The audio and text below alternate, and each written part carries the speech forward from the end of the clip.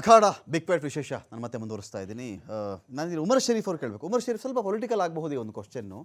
ಈ ಹಿಂದೂ ಮುಸ್ಲಿಂ ಅನ್ನೋ ಒಂದು ಕಾನ್ಸೆಪ್ಟು ಕಳೆದ 30 ವರ್ಷಗಳು ಅಥವಾ ಅದಕ್ಕಿಂತ ಮುಂಚೆಯಿಂದಾನು ಕೂಡ ಎಲ್ಲವೂ ವಿಫಲವಾದಾಗ ಈ ಒಂದು ಕಾನ್ಸೆಪ್ಟು ಪೊಲಿಟಿಕಲಿ ಕ್ಲಿಕ್ ಆಗುತ್ತೆ ಅಂತ. ಎಲ್ಲವೂ ಏನು ಬೇಕಾದ್ರೂ ಫೇಲ್ ಆಗಿಬಿಡಲಿ, ರಿಲಿಜಿಯಸ್ ಮ್ಯಾಟರ್ಗಳಿದೆಯಲ್ಲ ಅಂತಿಮವಾಗಿ ಇದು ಕೈ ಹಿಡಿಯುತ್ತೆ ಅಂತ ರಾಜಕೀಯ ವಲಯದಲ್ಲಿ ಒಂದು ಮಾತಿದೆ. ಬಟ್ ಕಂಪ್ಯಾರಿಟಿವ್ಲಿ ನಮ್ಮ ಕರ್ನಾಟಕದ ಮಟ್ಟಿಗೆ ಈ ಹಿಂದೂ ಮುಸ್ಲಿಂ ಅನ್ನೋ ಕಾನ್ಸೆಪ್ಟ್ ದೊಡ್ಡ ಮಟ್ಟಕ್ಕೆ ಎಲ್ಲೋ ವರ್ಕ್ ಆಗಿದೆ ನಮ್ಗೆ ಅನ್ನಿಸ್ತಾ ಇಲ್ಲ. ಸೊ ಧರ್ಮಗಳು ಅಥವಾ ಧರ್ಮದ ಮುಖಂಡಗಳು ಮನಸ್ಸು ಮಾಡಿದ್ರೆ ರಾಜಕೀಯದಿಂದ ದೂರ ಇಡಬಹುದಲ್ವಾ? ಎರಡು ಕಡೆ ನಾನು ಮಾತಾಡ್ತಾ ಇದ್ದೀನಿ. ಅದು ಸಾಧ್ಯನೇ ಇಲ್ವಾ? ಅದು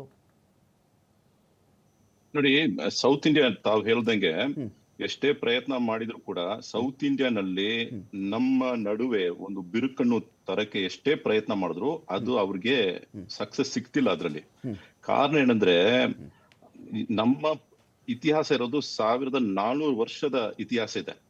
ಮುಸಲ್ಮಾನರು ಭಾರತಕ್ಕೆ ಬಂದು ಬಾಬರ್ ಬಂದ್ಮೇಲೆ ಬಂದಿಲ್ಲ. ಬಾಬರ್ ಬಂದಿದ್ದು 1526 ನಲ್ಲಿ, ತಮ್ಗೆ ಗೊತ್ತಿದೆ. ಮತ್ತೆ ಗಜ್ನಿ ಆಗ್ಲಿ ಇಲ್ಲ ಗೋರಿ ಆಗ್ಲಿ ಇಲ್ಲ ಅದಕ್ ಮುಂಚೆ ಮೊಹಮ್ಮದ್ ಬಿನ್ ಕಾಸಿಂ ರಹಿಮುಲ್ಲಾ ಅವರಾಗ್ಲಿ, ಅವರೆಲ್ಲ ಬರಕ್ ಮುಂಚೆನೆ ಪ್ರವಾದಿ ಕಾಲದಲ್ಲಿನೇ ಇಲ್ಲಿ ಬಂದ್ಬಿಟ್ಟು ಸೆಟ್ಲ್ ಆಗಿದ್ವಿ. ಅಂದ್ರೆ ಏನ್ ಅರ್ಥ ಅಂದ್ರೆ, ಇನ್ಫ್ಯಾಕ್ಟ್ ನಾನು ಈ ಮಾತನ್ನ ನಿಮ್ ಮುಂದೆ ಇಡುವಾಗ ನಾನು ಬಹಳ ಧೈರ್ಯವಾಗಿ ಇಡ್ತೀನಿ. ನನಗೆ ಇರೋ ನಾಲೆಜ್ ಮೂಲಕ ನಾನು ಇಡ್ತಾ ಇದ್ದೀನಿ.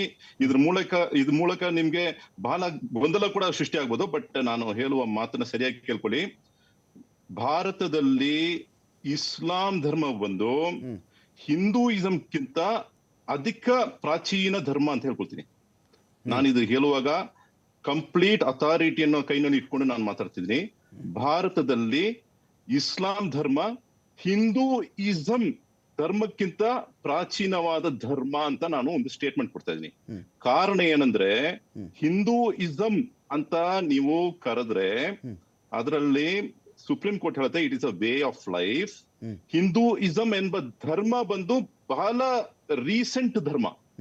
ಆದ್ರೆ ಹಿಂದೂ ಕಲ್ಚರ್ ಆಗ್ಲಿ, ಹಿಂದೂ ಐಡೆಂಟಿಟಿ ಆಗ್ಲಿ, ಅದು ಬಹಳ ಹಳೆಯ ಒಂದು ಐಡೆಂಟಿಟಿ ಆಗಿತ್ತು. ಅಂದ್ರೆ ಹಳೆಯ ಒಂದು ಗುರುತಾಗಿತ್ತು. ಆದ್ರೆ ಧರ್ಮ ಅಂತ ಹೇಳ್ಕೊಂಡು ಹಿಂದೂಯಿಸಂ ಅಂತ ಧರ್ಮ ಅಂತ ಒಂದು ಸೃಷ್ಟಿ ಮಾಡಿದಾರಲ್ಲ, ಇದು ಯಾವಾಗ ಇದು ಸೃಷ್ಟಿ ಆಯ್ತು ಅಂತ ನೋಡಕ್ ಹೋದ್ರೆ, ಬಾಬರ್ ಬಂದ್ಮೇಲೆ ಒಂದು ಹಿಂದೂ ಸಮುದಾಯವನ್ನು ಅವನು ಸೃಷ್ಟಿ ಮಾಡ್ದ. ಅದರ ನಂತರ ಬ್ರಿಟಿಷರು ಬಂದು ಯಾರೆಲ್ಲ ಬಂದು ಮುಸಲ್ಮಾನರು ಇಲ್ಲ, ಯಾರೆಲ್ಲ ಬಂದು ಕ್ರೈಸ್ತರಿಲ್ಲ, ಅವರೆಲ್ಲ ಹಿಂದೂಗಳಂತ ಒಂದು ಐಡೆಂಟಿಟಿ ಕೊಟ್ರು. ಹಾಗಾಗಿ ಇಲ್ಲಿರೋತಕ್ಕಂತಹ ಮೂರ್ತಿ ಪೂಜೆ ಮಾಡೋರು, ಮತ್ತೆ ಬಹುದೇವ ಆರಾಧಕರು, ಮತ್ತೆ ಏಕದೇವ ವಿಶ್ವಾಸಿಗಳು, ಮತ್ತೆ ವೈಷ್ಣವರು, ಮತ್ತೆ ಶೈವರು, ಇವರೆಲ್ಲ ಬೇರೆ ಬೇರೆಯಾಗಿದ್ದವ್ರನ್ನ ಎಲ್ಲರನ್ನು ಒಂದಾಗಿ ಮಾಡಿ ಬನ್ನಿ ಇವತ್ತಿಂದ ನಾವೆಲ್ಲ ಹಿಂದೂಗಳು. ಈಗ ನಮ್ದೊಂದು ಪ್ರಶ್ನೆ ಬರುತ್ತೆ ಇಲ್ಲಿ, ಉಮರ್ ಶರೀಫ್ ಅವರ ಒಂದು ಪ್ರಶ್ನೆ ಬರುತ್ತೆ ನಮ್ದು. ಹಾಗಾದ್ರೆ ಮುಸ್ಲಿಮರು ಭಾರತದ ಮೂಲ ನಿವಾಸಿಗಳು ಅಂತ ಕನ್ಸಿಡರ್ ಮಾಡಲ್ಲ ನಾನು?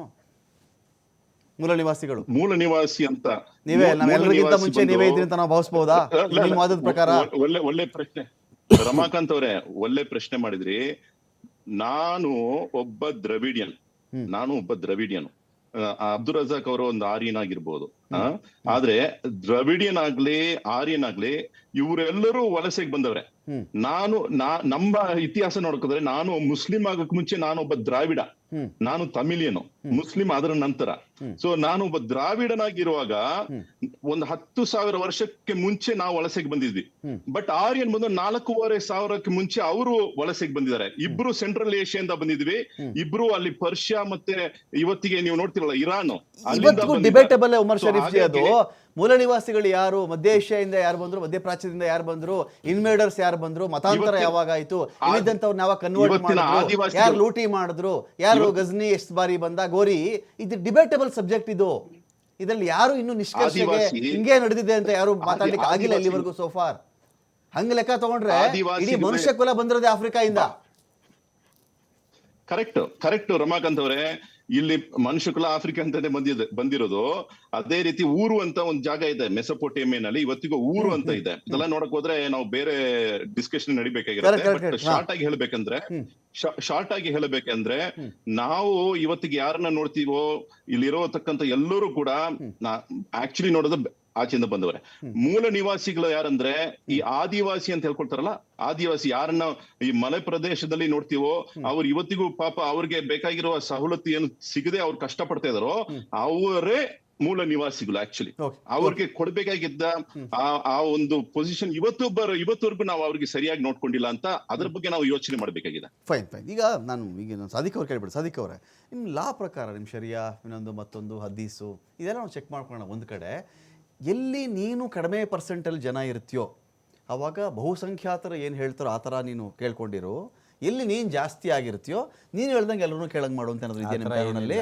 ಅದನ್ನೇ ಹೇಳ್ತಾ ಇರೋದಲ್ಲಿ 6% ಇದ್ದಾರೆ ಇವರು, ಈ 6% ಇದ್ದೇ ಇಷ್ಟು ಮಾಡ್ತಾರೆ, ಇನ್ನು 60% ಆಗ್ಬಿಟ್ರೆ ಏನು? ಅವ್ರು ಹೇಳ್ತಾ ಇರ್ಬೋದು, ನಾವಿಲ್ಲ.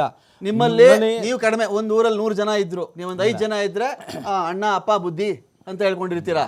ನೀವೇ 65 ಜನ ಆದ್ರಿ ಅಂದ್ರೆ ಯಾರನ್ನು ಕೇರ್ ಮಾಡಲ್ಲ ನಿಮ್ದು ರೂಲಲ್ಲಿ ಅಂತ ಇದೆಯಾ? ಇದು 100 ಬೇರೆಯವರು ಇರ್ಲಿ, ಒಬ್ಬ ಮುಸಲ್ಮಾನ ಇರ್ಲಿ, ದರ್ಯಾಗ್ನೇ ಇರೋದು, ಏನು ಇದು ಮಾಡ್ಕೊಂಡಿಲ್ಲ ನಮ್ಮರಲ್ಲಿ. ಆ ಥರ ಏನಿಲ್ಲ. ನಾವು ಪರ್ಸೆಂಟೇಜ್ ಕಮ್ಮಿ ಇದ್ರೆ ಇದಾಗಿರ್ತೀವಿ, ಪರ್ಸೆಂಟೇಜ್ ಜಾಸ್ತಿ ಇದ್ರೆ ಹಿಂಗಿರ್ತೀವಿ, ಅದೇನಿಲ್ಲ. ಒಬ್ಬ ಮುಸಲ್ಮಾನ್ ಇದ್ರೇನು ನಮ್ಮ ಕರ್ತವ್ಯ, ನಮ್ಮ ಖುರಾನ್ ಅವ್ರ ಹದೀಸ್ ಏನ್ ಹೇಳುತ್ತೆ. ಬಿಜೆಪಿ ಮಾತಾಡ್ತಿರೋದು ಏನ್ರಿ 6% ಇದ್ದಾರೆ ಇಷ್ಟು ಹಾರಾಡ್ತಾರೆ ಇವರು ಅಂತ ಅಲ್ಲಿ ಹೇಳ್ತಿರೋದು ಮದ್ದೂರು ಬೀದಿಗಳಲ್ಲಿ. ಈಗ ನೋಡಿ, ಎಷ್ಟು ಇದು ಮಾಡಿದ್ರೇನು ಅವರು ನಮ್ಮ ಕುರಾನ್ ಹದೀಸ್ ಏನು ಹೇಳುತ್ತೆ, ನಮ್ಮ ಪ್ರವಾದಿ ಮೊಹಮ್ಮದ್ ಸಲ್ಲಲ್ಲಾಹು ಅಲೈಹಿ ವಸಲ್ಲಂ ಏನು ಹೇಳಿದ್ರೆ ಅದೇ ನಾವು ಮಾಡೋದು. ಇನ್ನೊಂದು ಏನಂದರೆ, ನಮ್ಮ ಇದರಲ್ಲಿ ಇದೆ, ಯಾವ ದೇಶದಲ್ಲಿ ನಾವು ಇರ್ತೀವಿ ಅದಕ್ಕೆ ನಾವು ಇದು ಮಾಡಬೇಕು, ಅದು ಇದೆ.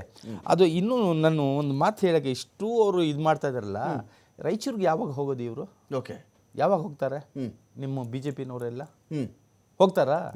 ಅಲ್ಲಿ ಕಲ್ಲು ಹೊಡೆದಿದ್ದಾರಲ್ಲ ಹಿಂದೂ ಹುಡುಗರು, ಹಿಂದೂ ಗಣೇಶ ದೇವ್ರು ತಾನೆ, ಗಣೇಶನ ಮೇಲೆ ಕಲ್ಲು ಹೊಡೆದಿದ್ದಾರಲ್ಲ, ಅಲ್ಲಿ ಯಾಕೆ ಮೆರವಣೆ ಧರಣಿಗಳು ಅದು ಬೊಂಬಳ ಉಲ್ಟಾ ಆಯ್ತಲ್ಲ? ನೀವೇ ನಾವೇನಕ್ಕೆ ಮಾಡ್ಬೇಕು? ರಾಯಚೂರು ಚಲೋ ನಾವೇನಕ್ಕೆ ಮಾಡ್ಬೇಕು? ಯಾಕೆ ಮಂಡ್ಯನೇ ಮದ್ದೂರು ಬೇಕಾ ಇವ್ರಿಗೆ? ರಾಯಚೂರು ಬೇಡವಾ ಈಗ? ಯಾಕೆ ಅಲ್ಲಿ ಅವನು ಯಾರೋ ನೋಡಿ, ಇಲ್ಲಿ ಮಾಡಿರೋದು ಯಾರೋ ಕಿಡಿಕೇಡಿ, ಕಿಡಿಕೇಡಿ ಮಾಡಿದ್ರೆ ಹರಾಮು. ಇವರು ಪ್ಯೂರ್ ಹಿಂದೂ ಕಲ್ಲು ಹೊಡೆದು ಇದಾದ್ರೆ ಹಲಾಲ ಅದು. ಅದು ಯಾಕೆ ಮಾಡಲ್ಲ? ಸಿಟಿ ರವಿ ಬೊಗಳ್ತಾ ಇದ್ದಾನೆ ಹಂಗೆ, ಇದು ಬಾಯಿನಲ್ಲಿ ಇದು ಬರುತ್ತೆ, ನಾನು ಕಂಟ್ರೋಲ್ ಮಾಡ್ತಾ ಇದ್ದೀನಿ. ಏನೇನು ಭಾಷೆ ಹೇಳಿದ್ದಾರೆ ಗೊತ್ತಾ ಇವತ್ತು ಸಿಟಿ ರವಿ? ಇವ್ರಿಗೆಲ್ಲ ರಾಯಚೂರು ಕಳಿಸಿ ಅಲ್ಲಿ ಒಡಿ ಅಂತ ಹೇಳಿ, ಹಿಂದೂಗಳಿಗೆ ಹೋಗ್ಬಿಟ್ಟು ಯಾರು ಕಲ್ಲು ಹಾಕಿದ್ರೆ ಅವ್ರಿಗೆ ಒಡಿ ಅಂತ ಹೇಳಿ, ದಮ್ಮಿದ್ರೆ ತಾಕತ್ತಿದ್ರೆ ಇವ್ರಿಗೆ ಅದು ತಾಕತ್ತಿಲ್ಲ ಪಾಪ. ಈಗ ನೀವೇ ಹೇಳ್ತಾ ಇದ್ದೀರಾ 6% ಕಮ್ಮಿ ಜನ ಇದ್ದಾರೆ, ಅವ್ರ ಮೇಲೆ ದೌರ್ಜನ್ಯ ಮಾಡೋದ ಹೋಗ್ಬಿಟ್ಟು, ಅವ್ರ ಮೇಲೆ ಇದು ಮಾಡೋದ? ಪಾಪ ಚೆನ್ನಾಗಿದಾರ್ರಿ, ಒಂದೇಗಲಿ ರಾಮ್ ರಹೀಮ್ ಅಂತ ನಿಮ್ಮ ಬಾಯಿನಿಂದ ನೀವು ಹೇಳಿದ್ರು, ಚೆನ್ನಾಗಿದ್ದಾರೆ ಅಲ್ಲಿ. ಈ ಅಬ್ದುಲ್ ರಜಾಕ್ ಅವರು ಹೇಳಿದ್ರು ಕಮ್ಮಿ 600 ಜನ 300 ಮುಸಲ್ಮಾನ ಇರ್ಬೋದು ಅಂತ. ಅವರು ಈ ಪ್ರೀತಿಯಾಗಿ ಇದ್ದಾರೆ. ಇವರು ಹೋಗ್ಬಿಟ್ಟು ಹೇಳ್ತಾರಲ್ಲ ಶಿವಪೂಜೆದಲ್ಲಿ ಕರಡಿಗಳು ಅಂತ, ಈ ಕರಡಿಗಳಿಗೆ ಹೋಗ್ಬಿಟ್ಟು ಏನ್ ಮಾಡ್ತಾ ಇರೋದಲ್ಲಿ, ಅಲ್ಲಿ ಶಾಂತಿಯ ಭಂಗ ಮಾಡ್ತಾ ಇದ್ದಾರೆ ಅಲ್ಲಿ ಹೋಗ್ಬಿಟ್ಟು. ಹಿಂದೂ ಮುಸಲ್ಮಾನ್ ಒಗಟಾಗಿ ಇರ್ಬಾರ್ದು ಅಂತ ಇವ್ರು ರಾಜಕೀಯ ಏನು ಹೆಣದ ಮೇಲೆ ರಾಜಕೀಯ ಮಾಡ್ತಾರ? ಇವರು ಜಾತಿ ಜಮಾತ್ ಅಂತ ತಗೊಂಡು ರಾಜಕೀಯ ಮಾಡೋದ? ನಾಚಿಕೆ ಬರಬೇಕು. ಶಾಪ ತಗೊಳ್ತಾರ, ರೈತರದ್ದು ಶಾಪ ಇವ್ರಿಗೆ. ಬೇರೆ ನೆಕ್ಸ್ಟ್ ಟೈಮ್ ಈ ಬಿಜೆಪಿ ಇದೇ ತರ ಮಾಡ್ತಾ ಇದ್ರೆ ಇವರೆಲ್ಲ ರೈತರದ್ದು ಶಾಪ. ಪಾಪ ನೋಡಿ ಎಷ್ಟು ದೊಡ್ಡ ಇದು, ಅದು ಮಿನಿ ಪಾಕಿಸ್ತಾನ ಅಂದ ಹೇಳೋದು. ನಾಚಿ ಎಲ್ಲ ಇವ್ರಿಗೆ ಕ್ಷಮೆ ಕೇಳಬೇಕು ಇವರು. ಅಖಾಡ ಬಿಗ್ ವಿಶೇಷ ಮತ್ತೆ ಮುಂದುವರಿಸ್ತೀನಿ.